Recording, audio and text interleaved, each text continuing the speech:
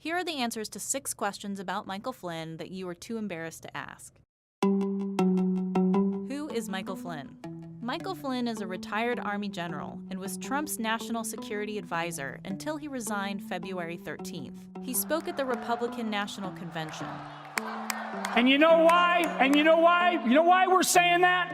We're saying that because if I, a guy who knows this business, if I did a tenth of what she did, I would be in jail today.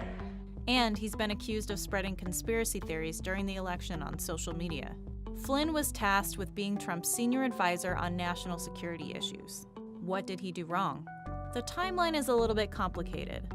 In December 2016, Flynn was in contact with Russia's ambassador to the U.S., Sergei Kislyak.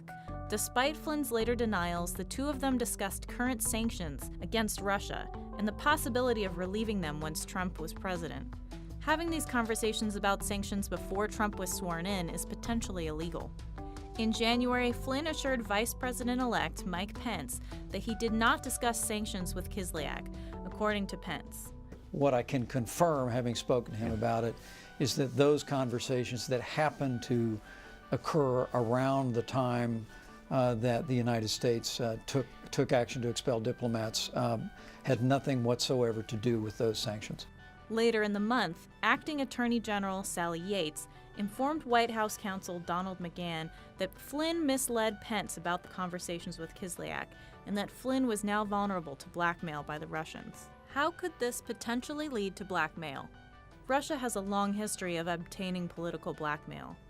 Yates, former Director of National Intelligence James Clapper, and former CIA Director John Brennan all agreed that Flynn had put himself in a compromising position. The Russians would have had knowledge about what those phone conversations were about, which they, in theory, could have used as blackmail. Did Trump know what was going on? On February 14th, White House Press Secretary Sean Spicer said that the president had been aware for weeks. The first day that the Department of Justice made White House counsel available or sought to notify White House counsel was January 26th. The president was immediately informed of the situation. Why is this such a big deal? The way this went down is indicative of the seemingly chaotic way the Trump White House operates. And the timeline of events opens questions about whether Trump and others were protecting Flynn and keeping Pence out of the loop. The opportunity to blackmail the U.S. National Security Advisor is a big deal. It raises an important question.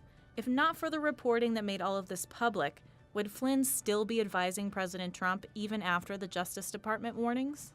Now what happens? It's highly unlikely that Flynn will be prosecuted. There is an obscure 1799 statute called the Logan Act, which bars U.S. citizens from interfering in diplomatic disputes, but no one has ever been charged under that statute.